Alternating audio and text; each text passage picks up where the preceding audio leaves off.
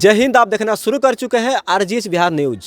अभी मैं प्रिंस जी के पास मौजूद हूं। देख सकते हैं यहाँ पे जो है बैठे हुए हैं और इस चेहरा को मैं भूल नहीं सकता हूं और ना ही रामगढ़वा प्रखंड में रहने वाले भूल सकते हैं। हालांकि जो लोग जो है इनसे मदद लिए होंगे वो लोग कैसे भूल सकते हैं। अब मैं बात करने वाला हूं कि इनके पास क्यों आया हूं। इस मैटर से आया हूं कि हम लोग दिन रात आवाज़ उठाते हैं इंटरसिटी एक्सप्रेस चालू करने के संबंध में। एक लेटर दिया गया था जन अधिकार पार्टी के तरफ से, जो अभी तक कोई सुनवाई नहीं हुई। धीरज सिंह प्रदेश अध्यक्ष जो है जन अधिकार पार्टी के हैं, उनके माध्यम से दिया गया था। वहाँ पे प्रिंस जी मौजूद थे, आपने वीडियो में पिछले देखा होगा। लेकिन अब एक मुद्दा यह है, दूसरा मुद्दा यह है कि रक्सौल एयरपोर्ट कब चालू होगा, इसके बारे में भी दो मुद्दा है। तीसरा मुद्दा यह है कि रामगढ़वा के अंदर जो है इतनी बड़ी अफसरशाही जो चल रही है, इसी मैटर पे जो है बात होगी। और यदि इनके पार्टी का अगर समर्थन लोग करते हैं तो क्या इंसाफ मिलेगा, क्या मदद मिलेगा इनके पार्टी के तरफ से, आइए जानने का जो है प्रयास करते हैं। ये जन अधिकार पार्टी के युवा नेता हैं, रामगढ़वा प्रखंड के अंतर्गत रहने वाले ये नेता हैं। प्रिंस जी, स्वागत है हमारे चैनल में। जी धन्यवाद आपका आरजीएच में। जी, कुछ दिन पहले हम लोग एक आवाज़ उठाए थे, एक मुहिम चलाए थे, इंटरसिटी एक्सप्रेस चालू हो। अभी तक चालू नहीं हुआ, इसके संबंध में क्या कहिएगा? इसके बारे में मैं आपको पहले बता दूं, हमारे धीरज सिंह जो प्रदेश सचिव हैं हमारे पार्टी के, जन अधिकार पार्टी के, उन्होंने पहले भी लेटर दिया था। और दूसरे दिन जब संजय जायसवाल जी अभी बीच में आए थे तो उन्होंने ही हमको लिख के फिर दिया है लेटर, तो हम लोग जाके दिए। धीरज सिंह के द्वारा ही हमने लेटर दिया है।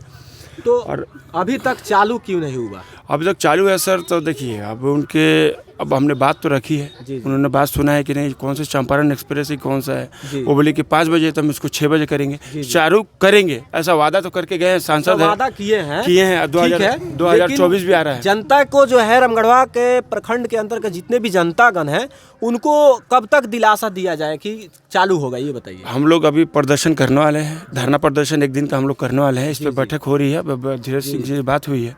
वो कुछ कार्य में अभी व्यस्त है, बोल तो पार्टी के ही कार्य है, इनको पूरा बिहार देखना पड़ता है। धीरज भैया को पूरा बिहार देखना पड़ता है, ना कि जिला देखना पड़ता है। तो कभी वो झारखंड रहते हैं, कभी पटना रहते हैं। तो उनसे बात हुई तो बोले कि प्रिंस जी हम लोग आएंगे, तो इस पर 1 दिन का धरना रहेगा। और वो जो वादे किए सांसद जी ने, ये संजय जायसवाल जी ने, तो बोले कि हमको समय दिया जाए और हम जो है उसका निदान करेंगे। देखिए, दूसरा मेरा सवाल आपसे ये है, वादा तो किए हैं। रक्सौल में जो है एयरपोर्ट बहुत दिनों से बंद पड़ा है, उसको चालू कराने के संबंध में ये भी उनसे कहा गया था। लेकिन कितनी सच्चाई है, कहाँ तक वो बात पहुँची है, ये जनता को जो है बताने का प्रयास कीजिए। वो एयरपोर्ट की जो बात है जी, वहाँ पे पहले भी अजय सिंह थे, एक सांसद विधायक थे अजय सिंह। 15 साल हो रहे हैं। फिर वो हट गए तो अब कौन, सिन्हा जी कोई तो आए, प्रमोद सिन्हा की क्या नाम है उनका, हाँ वो आए हैं। तो अब ये लोग भाजपा के ही आदमी है, भाजपा की इनकी सरकार रही है, केंद्र में भी वही थी, अब स्टेज में हुई। अब वही तो नीतीश जी का यही तो है, 1 साल ये रहेंगे, 1 साल वो रहेंगे। उधर पलटू राम है, इनको पलटू चाचा कहा जाता है, पलटू राम से इनको जाना जाता है। और बिहार को बर्बाद करने में सबसे बड़ा हाथ इनका ही है।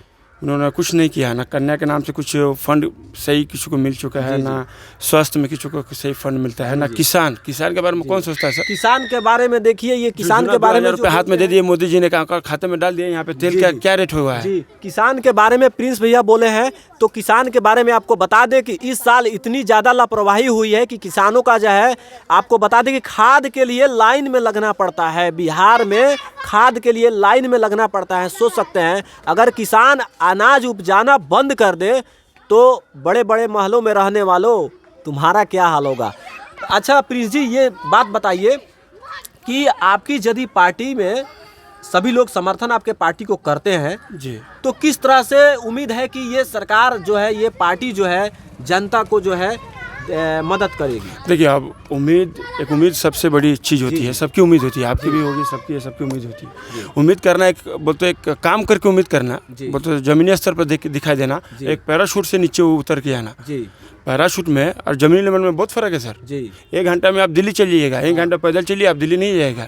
तो हम लोग जमीनी स्तर वाले आदमी हैं, लेट से पहुँचेंगे, जरूर पहुँचेंगे और अच्छा काम करेंगे। आपको मैं देखता हूँ रामगढ़वा प्रखंड के अंतर्गत, और मुकेश जी जो है मुकेश प्रखंड अध्यक्ष है, तो मैं देखता हूँ इन दोनों को तो अच्छा लगता है। और ये जो पार्टी है बहुत ही अच्छी पार्टी है, मैं दावे के साथ कह सकता हूँ, क्योंकि ये लोग जो है अपने पॉकेट से अभी खर्च करते हैं और जाकर जो है गरीबों का आवाज़ सुनते हैं, और आवाज़ सुनने के बावजूद उनके आवाज़ को उठाते हैं और इंसाफ दिलाने का भी काम करते हैं। बता दूं, चंपापुर में भी गैस फूटा था जी, और मैं कुछ कार्य के लिए गया था, हमारे हित के एक हमारा दोस्त का काम था जी, अपना रामगढ़वा स्टेशन में। जी, जी।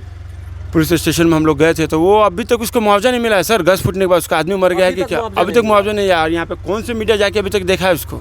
मीडिया का बात छोड़ दीजिए, मीडिया का जो है ना आवाज उठाने का काम है, लेकिन यहाँ के जनप्रतिनिधि, न्यूज़पेपर वाले, ठीक है, जनप्रतिनिधि जो लोग हैं जो जीत कर हासिल करके बैठे हैं, मुखिया, जिला परिषद, MLC, MP, MLA, ये 5 लोग हुए जी। अब तो पांचों में यही से ना लोग दिलाएंगे इंसाफ। हाँ, यही दिलाएंगे, यही ना मुआवजा के लिए मांग करेंगे।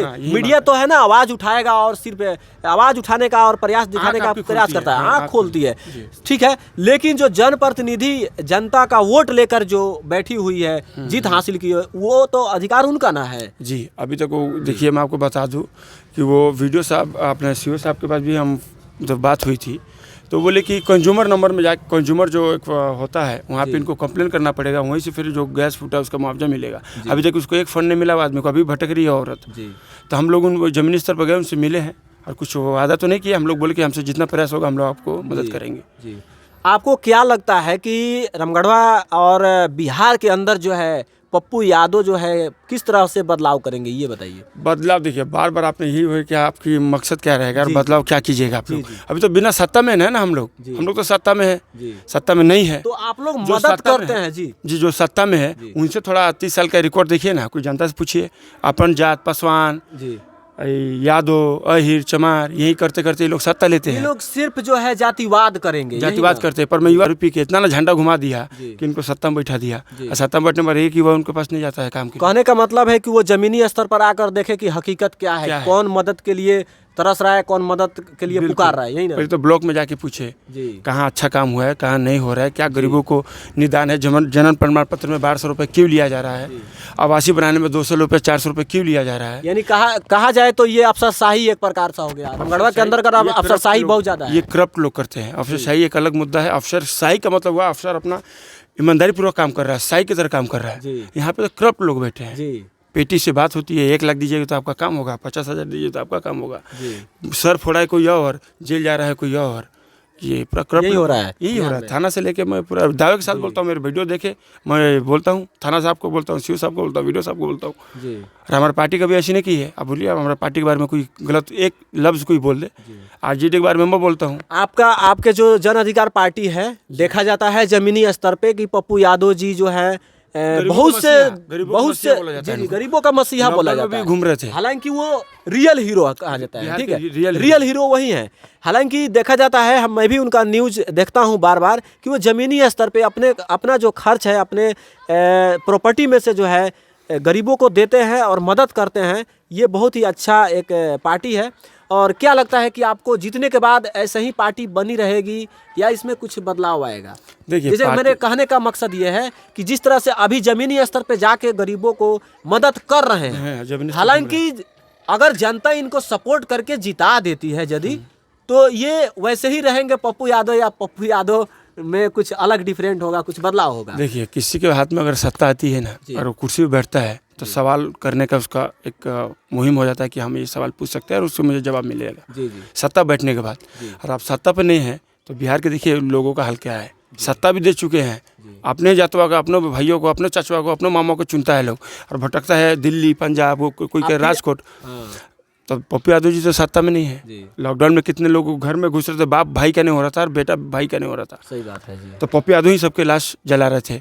बाढ़ होती है तो पूरा चारों तरफ पूरा बिहार में कोना कोना डूब के, कोई नेता जाता है क्या? सुशील मोदी तो नहीं जाता है। कोई नेता जो जीते जनप्रतिनिधि हैं, जी को घूमते हैं क्या? सोने का चम्मच लेके, चिराग पासवान सोने का चम्मच पहन के तुम लोग घूम रहा है, तुमको कोई हीरो बनता है क्या? युवा अगर अच्छा युवा होंगे ना, कभी उनकी तारीफ नहीं करेंगे। बिहार का सबसे बड़ा भ्रष्ट आदमी यही लोग है राजनीति में। यही लोगों ने बर्बाद किया है बिहार को 30 साल। तो कहने का मतलब है कि बदलाव बहुत ज़्यादा जरूरी है, तभी जो गरीबों का जो है हक जो दबा है वो मिल पाए और युवा चेहरा आएगा तो सही होगा, बदलाव होगा, बिल्कुल बदलाव होगा जी। तो ये प्रिंस जी है, कहीं ना कहीं ये गरीबों को जो है आवाज़ उठाने का काम करते हैं। और मैं दावे के साथ कह सकता हूँ कि इनको मैं बार बार देखता हूँ फेसबुक पे जो है ट्वीट करते रहते हैं कि यहाँ पे ये मैटर हो गया, वहाँ पे वो मैटर हो गया। और जो गरीब के तबके के लोग जो हैं उनको जो है आवाज़ उठाते हैं और जो है मदद भी करते हैं। ये इनका जो काम है एकदम परफेक्ट सही है और ये बदलाव ज़रूर करेंगे। यदि इनकी पार्टी आती है तो बदलाव एकदम ज़रूर होगा। और अभी भी आप देखे होंगे कि ज़मीनी स्तर पे ये लोग कितना जाकर रामगढ़ प्रखंड में सिर्फ ये दोनों चेहरा जो आप मुकेश जी है और ये जो प्रिंस जी हैं, इन दोनों चेहरा को आप लोग बार बार देखते होंगे कि ये किस तरह से जो है मदद करते हैं। और जो जीते जनप्रतिनिधि यहाँ के हैं रामगढ़ प्रखंड गोवा के, में गए, हनुमान मनाने कोई गया है, कोई गोवा में गया है। इनका ही तो दर्शन जमीनी स्तर पर होता नहीं है। उन लोगों को देखा जाता है कि वो लोग सिर्फ जीत कर बैठे हैं, गरीबों तक नहीं जाते हैं और जो है ज़मीनी स्तर पे जाकर नहीं देखते हैं कि किस तरह से हाल समाचार है। और वही अगर इलेक्शन आता है तो जिंदाबाद जिंदाबाद।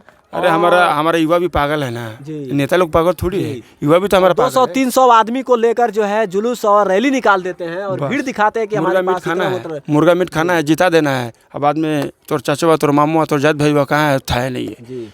तो ऐसा मत लइए, अपना ही आदमी चुनिए, पर अच्छा चुनिए, युवा चुनिए, चेहरा अच्छा हो। हम लोग यही कहना है हम लोग का। बाहर कमाने के लिए आप जाते हो, अच्छे लोग बाहर चले गए और अनपढ़ लोगों को तो बटन दबाने के लिए रख दिया है। तो सत्ता में यही लोग रह रहे हैं। अच्छे लोग डॉक्टर पढ़ाई बाहर जाना पड़ता है, स्वास्थ्य के लिए बाहर जाना पड़ता है, काम करने के लिए बाहर जाना पड़ता है। तो सब लोगों तो बाहर ही चल गया, बचा कौन? ये सब जात भाई पासवान यादव, अहिर, चमार, राजपूत, भुइयार, यही लोग बचा। भी बात करेंगे जातिवाद पर, राजनीतिक होगी और जो गरीबों का जो मुद्दा है, जो मामला है, वो लोग जी भटकाने का काम करते हैं।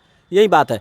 तो कहने का मतलब यह है कि युवा को जो है जागना पड़ेगा और कब तक ये खेल चलेगा जातिवाद का, इस जातिवाद को जो है ख़त्म करना पड़ेगा। इन नेताओं के चक्कर में जो है आकर आप लोग जो है अपना लाइफ जो है बर्बाद नहीं कीजिए।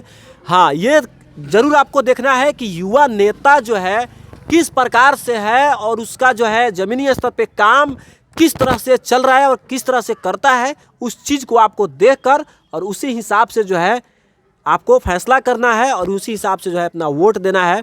तो प्रिंस जी थे और बहुत ही अच्छा ये बात बता रहे थे कि किस तरह से जो है बिहार को बदला जाए।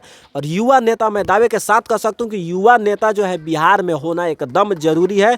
जब तक युवा नेता नहीं आएगा, मैं दावे के साथ कह सकता हूँ कि बिहार बदलेगा ही नहीं, चाहे कोई लाख प्रयास कर ले। बिल्कुल नहीं बदलेगा जब तक युवा आएंगे नहीं, आगे नहीं आएंगे, पॉलिटिक्स में नहीं आएंगे, जब तक बिहार बदलेगा नहीं। तमाम बिहार के जनता को जो है आप जन अधिकार पार्टी के माध्यम से आप क्या कहना चाहिएगा? जन अधिकार पार्टी से माध्यम से यही कहूँगा, जितने मेरे भाई लोग मुझे सुन रहे हैं, प्लीज़ आप लोग तो काम कीजिए। युवा की ही बात करूंगा। मोदी जी युवा कहते 2014 से लेके अभी तक आ गए, युवा को 15 लाख मिला नहीं, काला धन आया नहीं। स्विस बैंक में क्या क्या मंत्र पड़े थे, क्या काला धन के आप इतने सारे फेंकू मोदी जी, वो तो क्या बोलना चाहिए। अडानी देखिए कहाँ पे 1 नंबर पे था, चल जाता है 0 पे, कभी 0 से हीरो होता है। इतने बहुत कुछ है, पर लोग समझे और सोचे। लोग को समझने की जरूरत है। जातिवाद में ना रहे, जातिवाद में मत रहे, जातिवाद में नहीं रहना बस। तो ये प्रिंस जी थे और बता रहे थे कि बिहार को जो है युवा की एक नया चेहरा की ज़रूरत है। तो जन अधिकार पार्टी जो है कहीं ना कहीं देखा जाए तो बहुत ही अच्छा काम अभी कर रही है, ज़मीनी स्तर पे जाकर कर रही है। और ये लोग वादा भी दे रहे हैं कि अगर हमारी यदि पार्टी बिहार के अंदर आती है, जीत हासिल करती है, तो गरीबों का मसीहा जो है पप्पू यादव जी जो हैं वो एकदम मदद करेंगे। और जिस तरह से हर जगह पर जाकर मदद करते हैं, उसी तरह से जो है जीत के हासिल के बाद भी मदद करेंगे। जनता की सरकार रहेगी, जनता की सरकार रहेगी, जनता की सरकार। वो अफसर सही करप्ट लोग जो वो आपने बोले ना, वो सब तो खत्म करना है भैया, बिहार से खत्म करना है, खत्म ही करना है। तो जनता की सरकार चलेगी और ये होगा सर। ऐसे युवा अगर मुझे सुन रहे हैं, अगर वो पढ़ाई में है या एजुकेशन में है या कहीं भी है, भीमराव अम्बेडकर जी का कहना था, शिक्षा लो, संघर्ष करो और संगठित हो जाओ। क्यों किया था उन्होंने? संविधान भी लिखा है, इतने सारी डिग्री थी उनके पास। अभी कौन है अपने इंडिया में जो इतने डिग्री लेके और इतने टैलेंट? कोई नहीं है, कोई नहीं होगा। तो ऐसे बहुत कम लोग होते हैं। तो हम लोग का लक्ष्य ये नहीं है कि बिहारी को बदलाव करना है, धीरे धीरे बदलाव होगा। युवा जागेगा जरूर, अरे जब जागेगा तो क्रांति लाएगा जरूर। जी, सही बात है।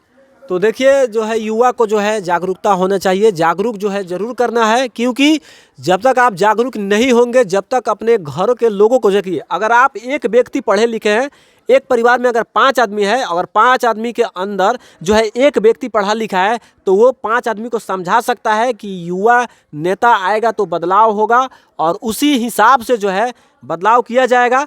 और पार्टी जो है, इस पार्टी को जो आप लोग फुल समर्थन कीजिए, ताकि जो है ये पार्टी मजबूत जीत हासिल करे और गरीबों के लिए जो है एकदम खड़े उतरे। ये ना भैया? जी धन्यवाद आपका, बहुत बहुत धन्यवाद। तो चलिए मिलते हैं अगले वीडियो में, तब तक के लिए जय हिंद।